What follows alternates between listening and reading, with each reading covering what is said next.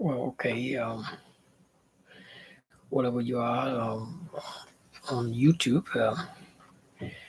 you're most welcome. Your humble servant, Reverend Jarvis Basement. Uh, Welcome to this live on YouTube. Matter of fact, we just domestic violence the campaign, and I'm here to say you're welcome to um, incoming official launch of the Osinachi campaign against domestic violence in Liberia. Um, this is like a test, but I want to say to the world and those of us who are listening to this podcast that the campaign against domestic violence actually is all about a global initiative that our community engagement, global mission, and other partners, the Musai, CALM, uh, and some different local organization here, I going to be partnered in reaching out there to share this information. Why the Osinachi campaign against domestic violence? Well, the Osinachi campaign against domestic violence is just the name is a campaign. It's not a project. It's not a foundation, but it's a name that open our eyes, give it a spotlight, and give us some sign of how we can prevent or how we can speak out or why we should speak out due to that name.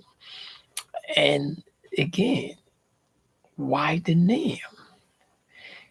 Many people went actually after the demands, whatever situation, like the George Floyd case. The George Floyd actually case brought out a lot, and you know, it's about the incident and how our sister, who was brilliant and make a big mark in the gospel of music and touched many lives. How can we see her lifestyle? Uh, why this happened to her?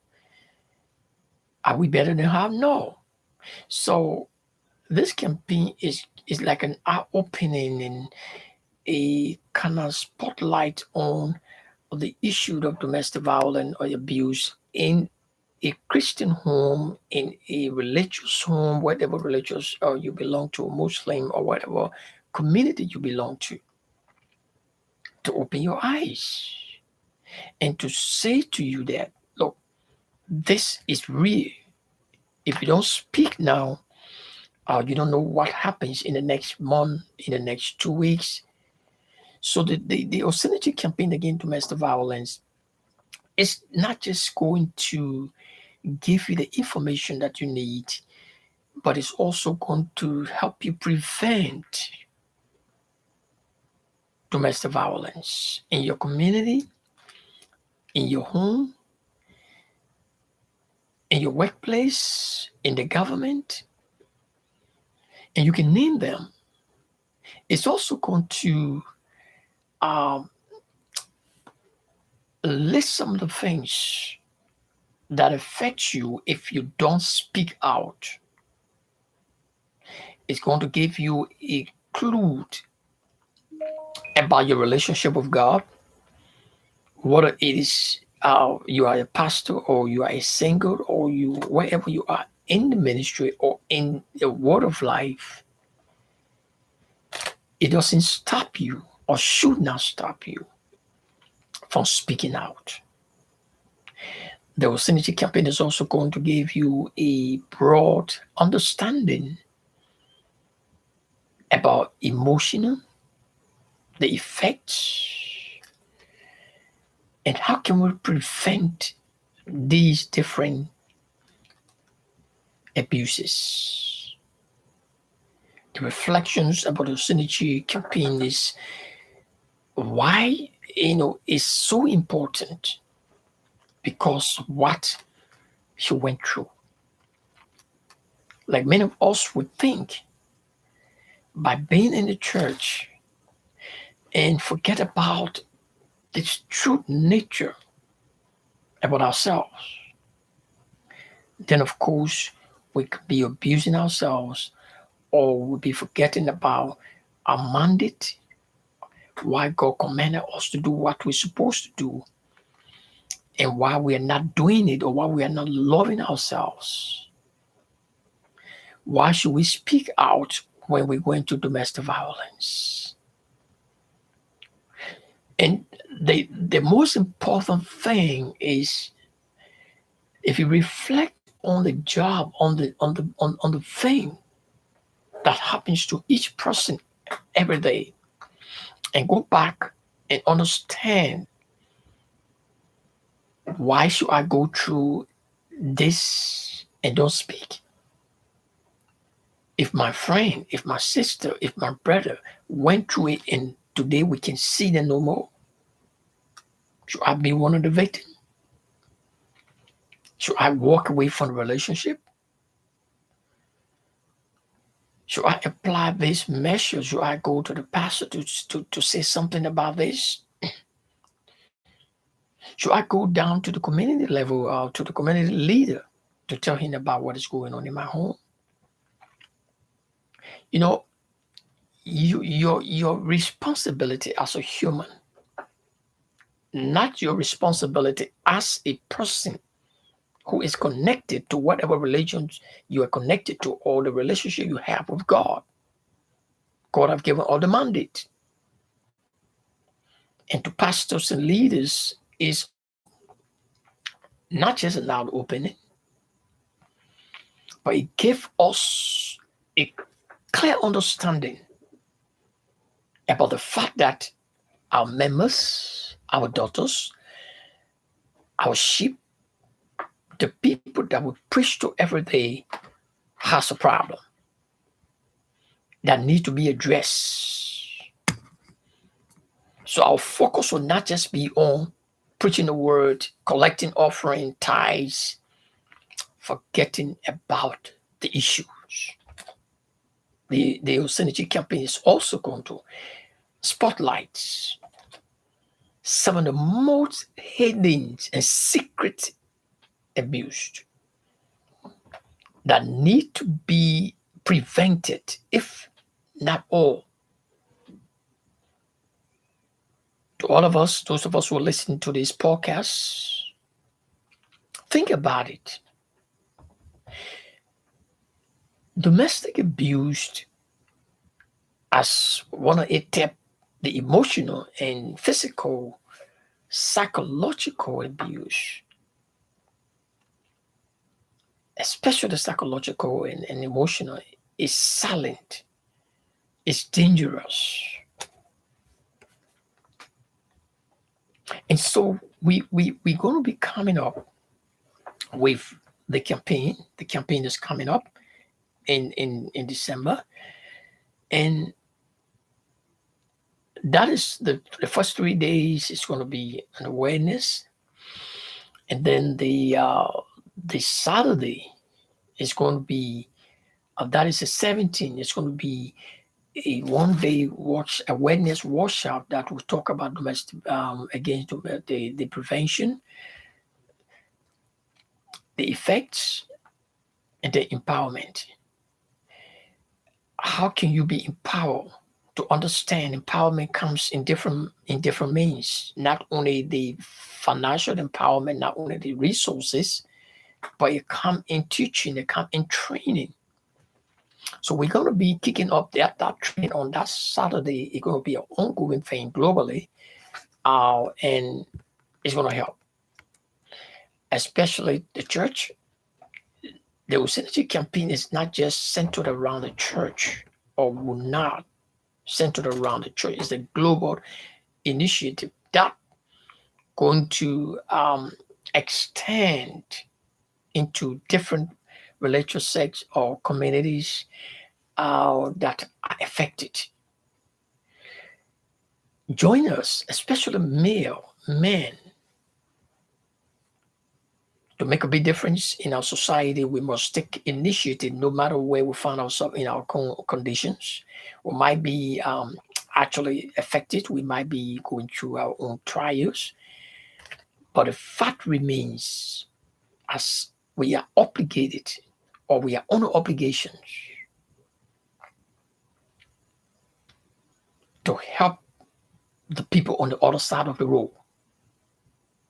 As a pastor and leaders and human rights consultant, the United States Institute for Diplomacy and Human Rights not only expanding or enhancing global human rights, but all of us who are joining them with this initiative, we believed we can make a big difference. So I'm calling on all of us, men. You might have a little resource. We're just talking, Sherman and myself were talking about how can we reach this target of what we want to raise in order to have this campaign. It's not going in nobody's pocket. Neither is it going to nobody.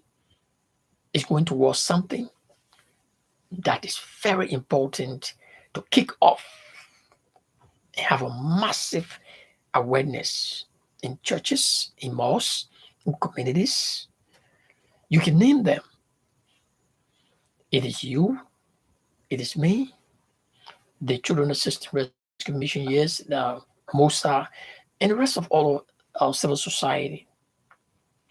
Brother Chinikin and Brother Dempster, all of us. Domestic violence is a crime. And when people are domestically abused, they are trafficked. Economically, our country and other countries that go through economic constraint, that is an abuse by the government. So what happens is that the people that are affected are vulnerable or become vulnerable to society. So then what happens to them? Uh, People take advantage. Religious tolerance also have some effects, have some connection that tie into domestic violence, that tie into our human trafficking. Why you think so? Since the funding or the establishment of the United States um, United States Council on international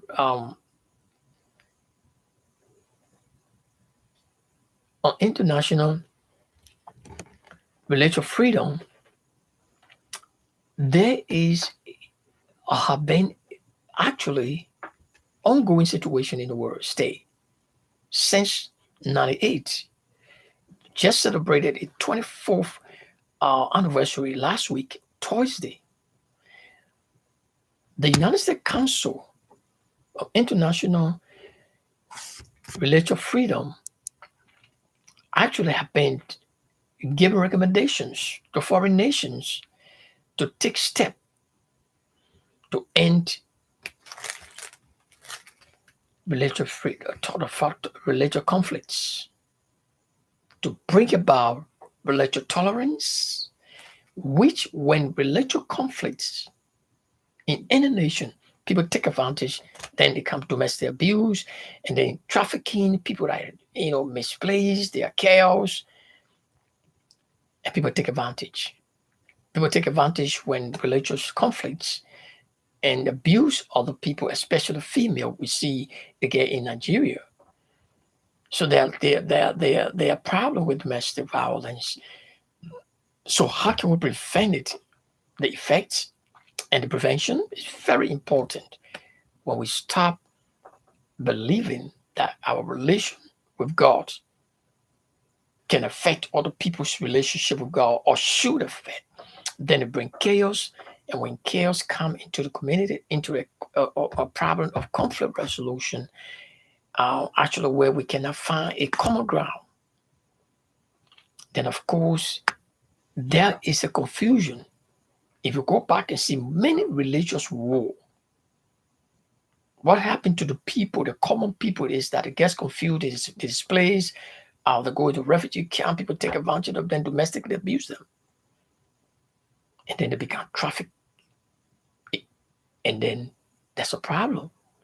So you can prevent it also by actually applying religious tolerance in your country.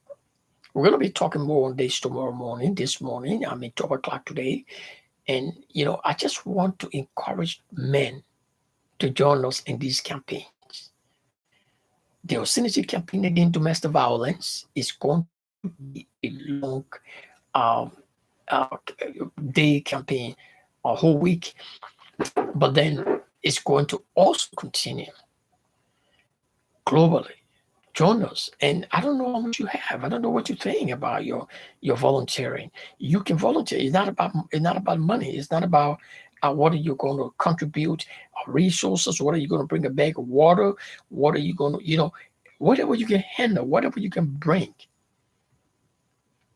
Sometimes we're talking, Shaman, myself, I said, Shaman, by the special grace of God, you see people bringing water. You see people bringing, giving their service. Let us believe God for that. And I told him, and I know, I believe in God that people that you never thought of will come up.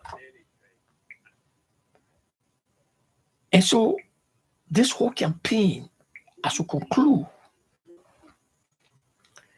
I want us to put on our thinking cap as we listen to this podcast to begin.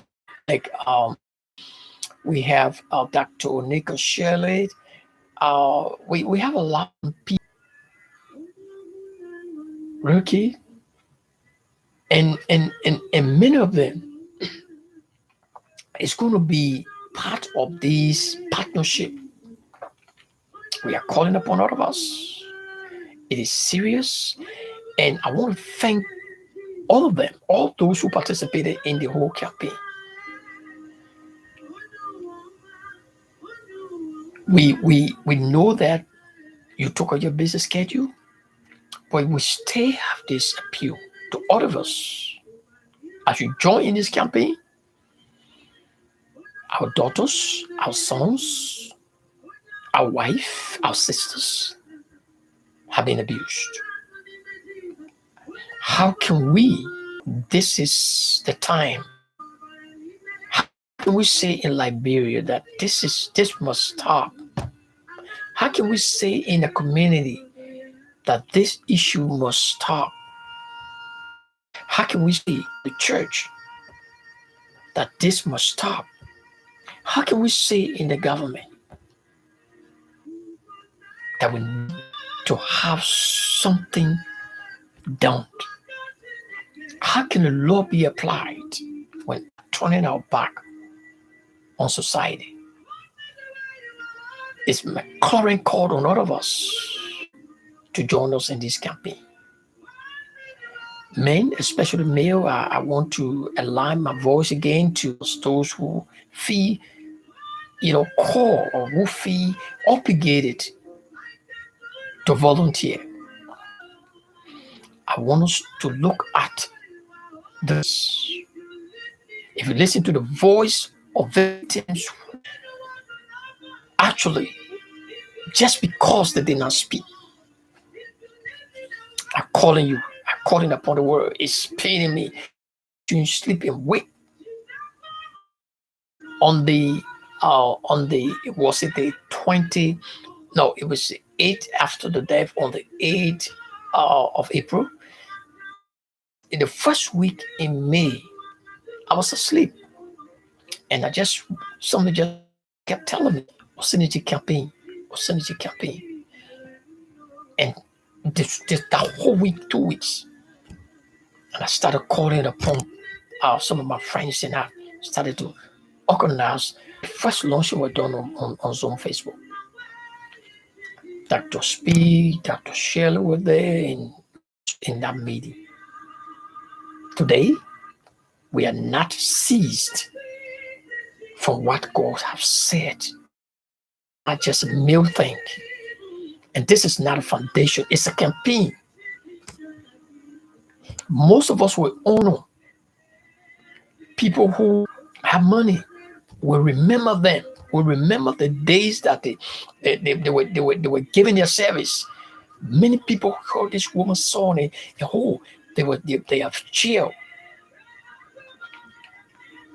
reach out to the family, reach out to the children. The campaign will also awaken, have forgotten about the children. Why? Because of the work, her commitment to God, sincerity on the things of God, forgetting about herself. How many of us will remember the story? How many of us will say, yes, the Osinachi campaign, I want to join it to speak. I want to join it to say something when I see something. Thank you for listening to me. Join us in this campaign and let's make the world a better place come December. Thank you and God bless you.